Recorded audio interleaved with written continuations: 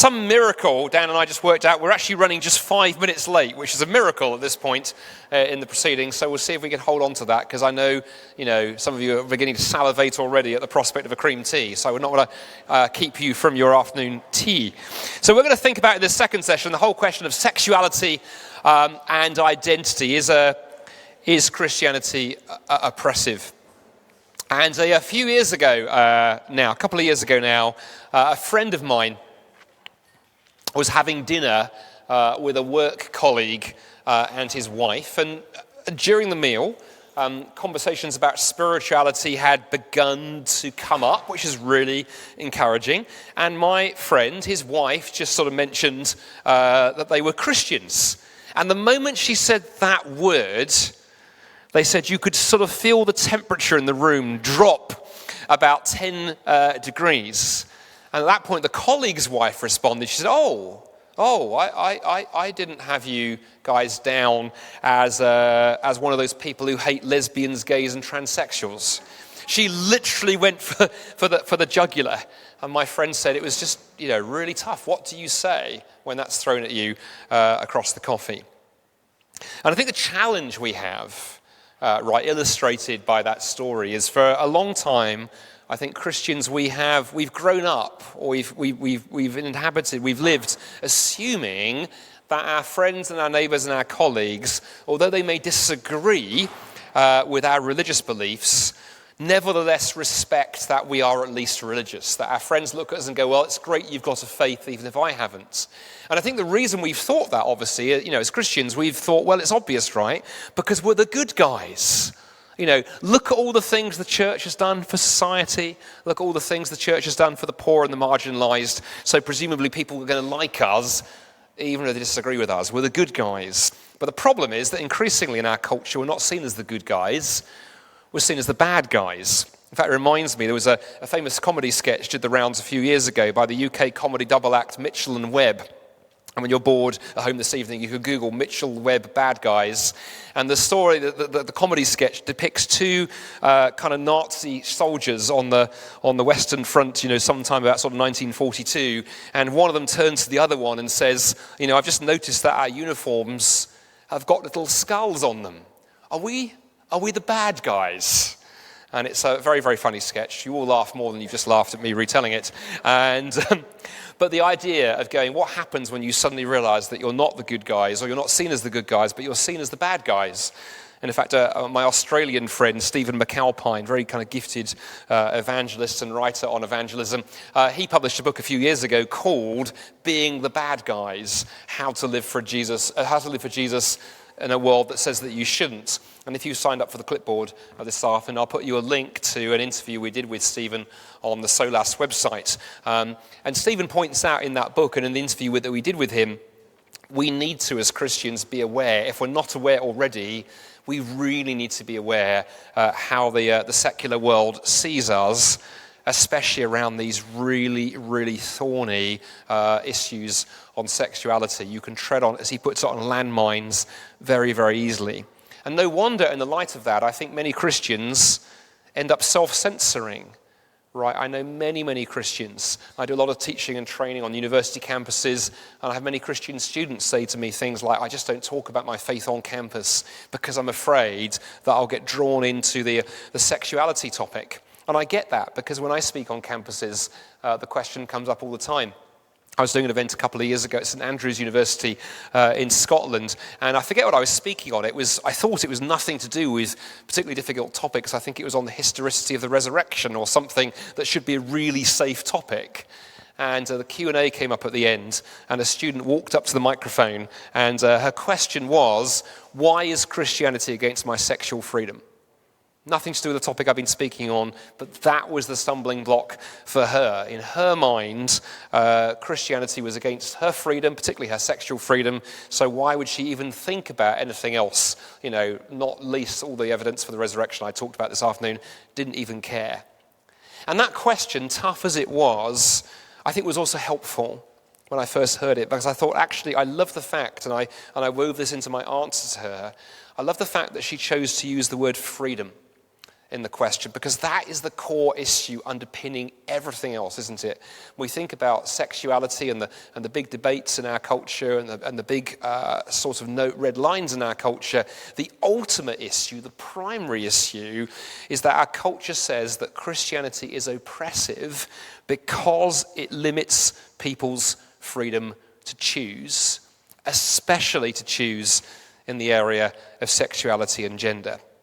So how do we respond this afternoon? How do we think about this issue? Well, let's begin by taking a little bit of a harder look at that word freedom there in that statement. Why is Christianity against my sexual freedom? Isn't that oppressive?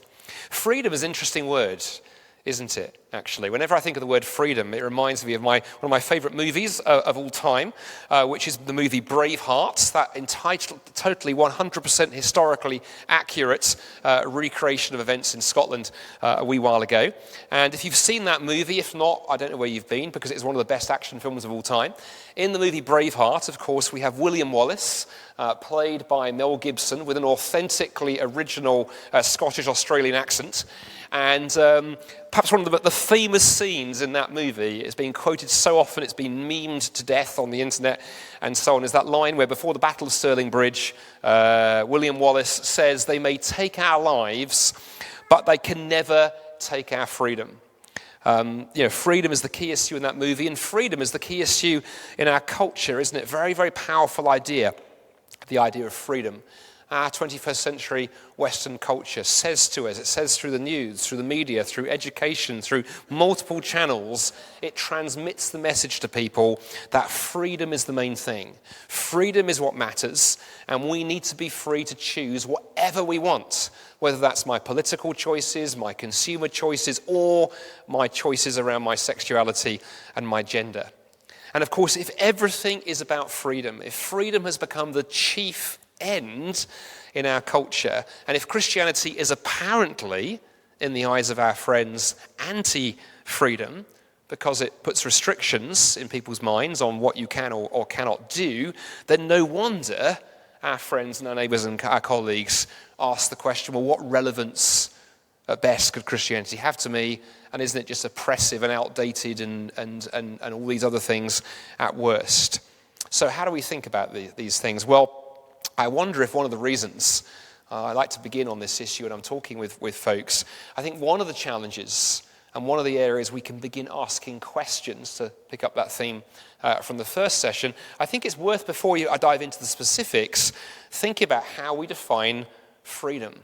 What does freedom actually mean? This is part of the reason our culture has got itself into a little bit of a pickle around these issues, because in our culture, here in the 21st century UK, we tend to define freedom as the absence of constraints.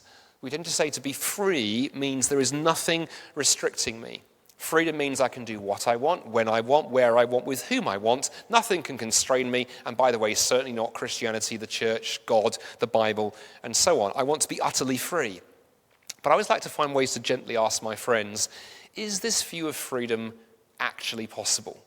Is it actually possible? I don't think it is.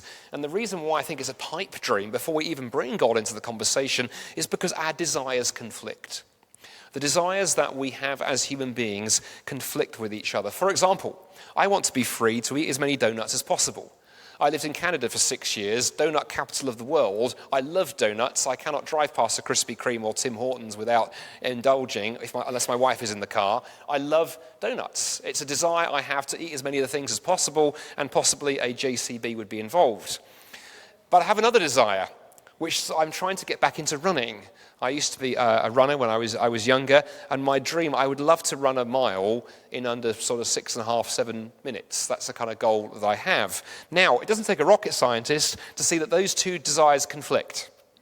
They conflict quite badly. I cannot choose my donut guzzling goal and my mile running target. I'm going to have to pick between those two freedoms. Well, okay, a 21st century Westerner might say, well, hang on a minute, but freedom is freedom, right? You decide which of those you pick. You decide how they go together. I'm free. I can do whatever I want. Well, the trouble is we can't, because we butt up against the real world. And I can shout as loudly as I like, I'm going to eat every donut in the city and I'm going to run a mile under 7 minutes, but my body won't agree with you. My body was not designed to eat endless sugary snacks and run miles in under 7 minutes, which raises the question, perhaps the elephant in the room, what is it that we as human beings were designed for? This is the question that we want to get our friends thinking about, because knowing what we're designed for and what we're purposed to be helps us think about how we thrive as human beings. One of my hobbies for some years, until it ended in disaster, to give you the punchline before I've told you the story, one of my hobbies for many years was drone flying. I was an early adopter, and I bought a quite expensive camera drone about 6 years ago, and I had huge amounts of fun messing around with aerial photography. Photography is one of my hobbies. And the instruction manual that came with my drone had fairly basic instructions in it, but it had one thing in it so important, they'd put it in 24-point bold red text: do not fly your drone in enclosed spaces, e.g. indoors, forests, and so on.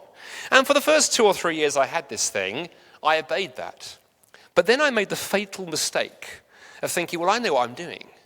I've got several hundred hours of flying this thing, and I've done some wonderful photography, but wouldn't it be really cool if I took it down to the woods one afternoon when the sun was sinking low, and I think I'd get this really lovely tracking shot flying the drone backwards through the woods while taking a photograph of the sun behind the trees. So I tried this, and I flew into a branch, and I broke the drone, and I haven't flown it since.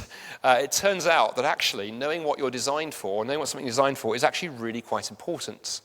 If you don't know what something is designed for, if you don't follow the instructions correctly, you can end up causing a lot of damage, whether you write off a 800-pound drone or whether you do great damage to yourself as a human being, to societies and communities, and so on. So the question that we have to be thinking about, the question we want to be asking our friends to think about, is what were we designed for as human beings? Are we just accidents of time plus chance plus natural selection? Are we more than that? Is freedom, if freedom is something that is wired into us, that desire for freedom, what was that freedom designed to be used for? Is there a purpose to it?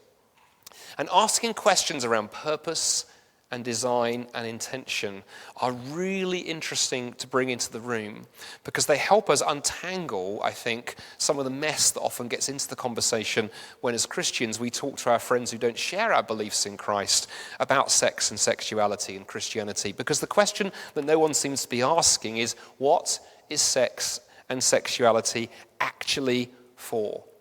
Really interesting question to think about. Now, I'm going to park that question for a moment and come back to it, but because before we think about that from a Christian perspective and what as Christians we might have to say on that question, it's worth reminding ourselves what an absolutely confused culture we live in around issues of sex and sexuality. So on the one hand, we live in a culture that is thoroughly sex mad. Our media is sex obsessed, sexuality is everywhere, our culture is thoroughly pornified. We also live in a culture that's elevated sex, the highest good, the highest thing you can possibly aim for. Our culture screams at us through the media and other channels that the most important thing you can do in life, the greatest experience you can have as a human being, is to have sex with somebody. Now, this is sadly sometimes where the church has fallen into error, and we've got tied up in that with that view of sex in culture. In some parts of the church, we have sometimes ended up accidentally speaking about marriage as if it is the greatest good, as the greatest thing that you can aim for is to get married. And of course, if we use that language, no wonder that single people in our midst, or those who are bereaved and don't have a partner, no wonder they can sometimes feel as if they don't fit within the church, because the church has followed the culture in making it sound as if sex and marriage and relationships are the best thing. But in all of this, our culture has also, I think, framed sex entirely in terms of consumerism.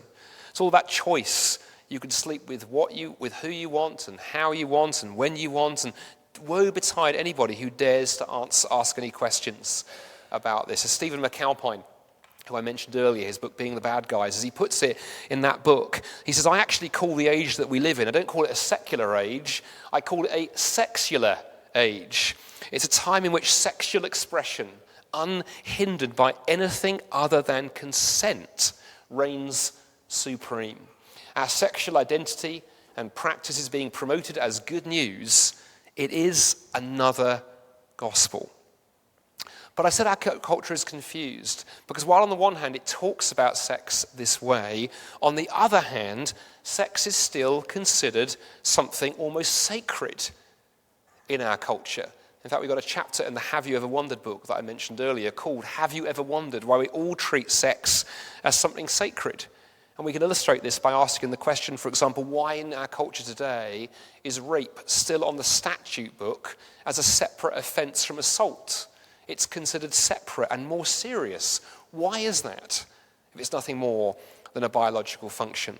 Why does our culture place such effort and such emphasis on consent? Why does that matter if we're just another creature and sex and sexuality is just a physical act that you can engage in and throw away? Why is it that our culture seems to think that sexuality is such a precious thing at the heart of our identity? That doesn't seem to fit so well with the first things on that list. And then, of course, the biggie in our culture, sex has got tangled up with identity, hasn't it? People are encouraged to define themselves in terms of who they sleep with. We have movements like Pride, which have morphed from a day to a week to a month, which encourage people to see being gay or being lesbian, not as whom they're attracted to, but who they are, right at the very core of who they are, which means when Christians want to raise our hands and ask questions about sexuality, we're very quickly, if we're not careful, we're seen to objecting to somebody's identity. And no wonder things get so serious and so fraught so quickly. But in all of this, what if something's been missed? What is sexuality actually for? That's a really important question to think about, certainly as Christians, but certainly to encourage our friends to think about. What is something for is quite an important question. And if you're rummaging in your desk drawer this evening and you come across a very weird-shaped metallic tool, or if I go to my tool shed tomorrow afternoon and I find a very strange thing in there, or a strange cable with an odd end, in a kitchen cupboard, it's probably quite important before I throw it out that I figure out what's it for. I'm about to throw out something that is actually really quite important. If I throw that particular tool out, will it turn out I can't, adjust the satellite dish or something? Knowing what something is for is very important. And the same applies to sex and sexuality. What is sex and sexuality for? Well, I think there are at least three common answers when you ask people that question. You'll often hear people say, if you ask friends that question, they will give you one of these three answers on the list. Sometimes people will say, well, it's for shared pleasure. It's a perfectly good answer. It's for uniting a couple together. Again, perfectly good answer.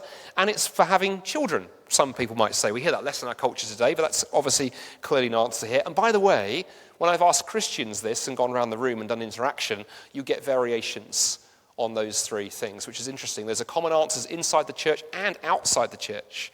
But of course, the problem with that list is I think there's something missing. And one thing that's missing straight away, if this is all that there is to sexuality, again, we have a problem in the church with what do we say to those who are single. If that's all that sexuality is, then if you're not in a couple, if you're not married off, paired up, then of course sexuality is this big awkward thing in your life that doesn't seem to fit. It's an annoyance or a distraction if you're single. We have a very close member of my immediate family who is in her 50s and is single and has wrestled with that for years, especially around some of the issues in the church. And if this is all that sexuality is, then I can see how for her it's nothing more than a frustration and an annoyance. Furthermore, if this is all that sexuality is, then of course the Bible's insistence that sex belongs in the context of marriage between a man and a woman, it looks a bit weird. Why do Christians obsess with this? Why does the Bible place that emphasis? So maybe these three reasons need something more. Because missing on this list, I would suggest to you this afternoon, is the key reason that the Bible explains why God has given human beings the gift of sexuality. And it's right at the center of the gospel. And it's that sexuality is designed to make God more knowable. In biblical thought, sexuality is designed to make God more knowable. Now, in case you think that's an incredibly radical idea, let me quote to you from just about the most conservative thinker I could find on this, John Piper. Come across John, very reformed, conservative, biblical thinker and writer. And John, in an essay he wrote on this, said this. He said, the ultimate reason, not the only one, but the ultimate reason why we are sexual is to make God more deeply knowable. The language and imagery of sexuality are the most graphic and the most powerful that the Bible uses to describe the relationship between God and his people, both positively when we are faithful and negatively when we are not. Really interesting what John picks up there. Or to give you another example, but closer to home, actually geographically. So Ed Shaw is a friend of mine. He's a pastor up in Bristol, down in the southwest, and Ed is really thoughtful on these issues because he is a pastor who is himself same-sex attracted, living a biblically faithful life, but has written a lot on how being a Christian and works with this kind of stuff and how to think it through. And so his book, Purposeful Sexuality, is a brilliant short introduction to this topic from someone who's wrestled with this question. And Ed writes this. He says, why do I have such powerful, passionate sexual feelings? Is it to make my life miserable because I can't express them in a marriage, someone of the opposite sex? No, it's not. They exist to make my life more joyful because they help me appreciate God's love for me. Why has God made you as a sexual being? Is it to torture you as you slowly struggle to express your sexuality in the right way? No, you have a sexuality so that God can best communicate to you the full intensity of his love for you so that you can better appreciate how he cannot take his eyes off you.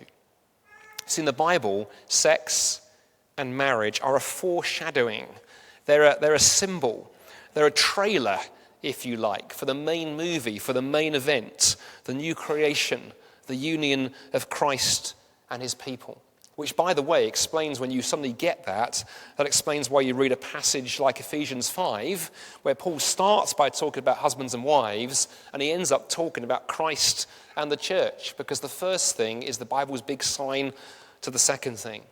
And what that means, and of course for us as Christians, if marriage and sexuality is one of the primary models and images for Christ and the church, if sex is not just something that human beings do below between the sheets, but is something woven much deeper into creation, we cannot just mess around with it at our leisure. We can say to our friends, this is why these things are so serious for us. Or as C.S. Lewis, a famous Christian writer from a few decades ago, put it, talking about the importance of both male and female. C.S. Lewis wrote this. He said, the kind of equality which implies that the equals are interchangeable, like counters or identical machines, is among human beings a legal fiction. It may be a useful legal fiction, but in the church we turn our back on fictions. One of the ends for which sex was created was to symbolize to us the hidden things of God. One of the functions of human marriage is to express the nature of the union between Christ and the church. We have no authority to take the living and seminal figures which God has painted on the canvas of our nature and then shift them around as if they were mere geometrical figures. Now, this kind of background does not mean that our friends who don't share our faith are automatically going to agree with us. But what you do have to do is connect sexuality to the bigger story of God and creation and design and his love for us and the gospel message of the possibility of an eternity of a close relationship with him as we were intended for. Christians need to say and say repeatedly at every opportunity, even though it may feel scary to say it sometimes, that sexuality is not about us defining our identity, but sexuality is about God showing his love for us. And that's a big story that everybody is invited to, whether you are gay, straight, bi, or anything else. You see, we can agree with our friends that sexuality is sacred. We can agree with our friends that sexuality is special. But for sex to be sacred, when we say that something is sacred, we generally mean it's a pointer, it's a sign to something else. Well, if atheism is true, Sex points to absolutely nothing. It's just a mechanical process that we go through as biological creatures. On the other hand, if Christianity is true, sex points beyond itself to something much, much deeper, a far, far bigger story. Well, in a 25-minute talk, we can only cover so much. I've just scratched the surface this afternoon, but let me leave you with a few thoughts in conclusion before we move into our tea break this afternoon. Just a few thoughts to leave you with in terms of practically how we perhaps use some of what I've shared this afternoon. First thing is to realize that as Christians, we can't duck these difficult issues. I think sometimes in the church, we've tried to play the game of keeping our heads below the parapet, saying nothing and hoping no one notices us. That isn't really working and isn't going to work. I think more and more people are going to ask, what do you think about these things? And we're going to have to make sure we have an answer that's honest and true and has integrity, but also an answer that engages where people are at. Secondly, I think we need to recognize that our culture has forgotten the virtue of forgiveness. That's why everyone's afraid of saying the wrong things on all of these issues, because we live in a culture where if you say the wrong thing on the big cultural issues, you get machine gunned. We've forgotten what forgiveness looks like. In fact, the person I think who very powerfully put his finger on this is Douglas Murray. He's an atheist journalist. He's a gay atheist journalist, but would actually agree with a lot of what I said this afternoon. He now calls himself a Christian atheist, which is at least one step in the right direction. And in his book, The Madness of Crowds, looking at the issue of sexuality and identity, Douglas wrote this.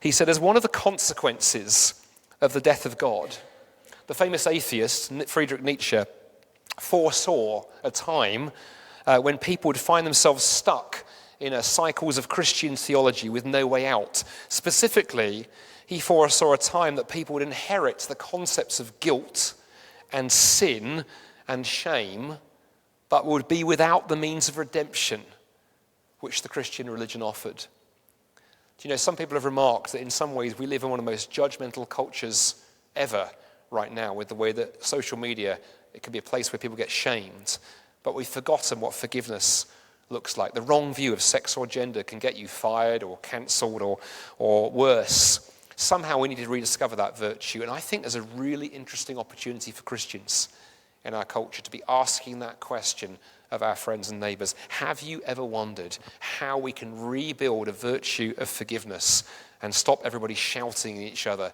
from either sides of these debates? I think the gospel has a lot to play in that conversation. Thirdly, rapidly moving on, showing compassion is hugely important. We need to model what it means to listen to others, even those we disagree with. That can be hard if you engage these topics. You will find people say things that you want to leap in and go, but I think you're wrong. There can be a real challenge for us as Christians in slowing down and listening and asking questions and helping people navigate these things at a pace where they're going to listen. Tremendous resource for you, by the way, and this is one thing you can do is point to people telling a better story. Tremendous resource for you in this. I mentioned Ed Shaw a moment ago. Ed is part of an amazing website called Living Out. That's a website run by Christian men and women who are all same-sex attracted, but living biblically faithful lives. And it is a wonderful resource for testimonies, because one of the challenges that people have is, well, how can it be good news to follow Jesus faithfully on biblical sexuality if I'm attracted, in a same-sex way? The Living Out website is full of stories that just drive a coach and horses through that lie, that actually the best news is intimacy with Christ, not intimacy with another human being. And then fifthly, and finally, let's make sure that our churches are places where people can feel welcome to come with their brokenness, their sexual brokenness, and find help and healing. That can be a struggle, that can be messy, because when people come to faith from these kind of backgrounds, sometimes the journey can be a very, very interesting and long one. I have a very good friend of mine, another Australian, actually two Australians in this talk. David Bennett is an Australian friend of mine who's got one of the most unusual conversion stories I know. He was an Australian atheist gay rights activist, described himself as about as far from the gospel as you could imagine. And then one day the Holy Spirit, as he put it, got him in a coffee shop in Sydney because he foolishly allowed a Christian friend to pray for him, and God came very powerfully. And David describes in his book waking up the next day and his first prayer being, okay, I guess I'm now a Christian, but I'm also an atheist and I'm gay. Now what happens? And that story is a story of the 18-month process of discipleship from where he started to where he ended. He didn't walk out of that lifestyle choices in a hurry, but he did in the end as Christians walked alongside him. It's a really interesting book to see what it's like for a church to walk alongside someone who's brought a lot of baggage. And of course, we're encouraged in Scripture, aren't we? Galatians 6, verse 2, carry one another's burdens, and in this way you will fulfill the law of Christ. So my final thought for you before we take a break is this. Let's make sure in the church we take discipleship really seriously. You see, if our friends who are LGBT or T or transgender, if our friends hear us to be saying, well, everyone in those communities gets to walk the long road of discipleship and it's tough, while the rest of us have a really easy ride, they are going to walk away. If they hear the church to be saying everyone has to give up something to follow Christ, everybody, when you become a Christian, to become a Christian is to write a blank check that Jesus gets to fill in. If they hear us saying that consistently, then it will be much easier because we'll be seen to be consistent. The gospel is not oppressive. It's not oppressive ultimately because true freedom is only found when we find it in Christ, the one who said, I have come that you may have life and have it to the full. Well, thanks for listening. And Dan, do you want to come and talk through what the next step in the afternoon is?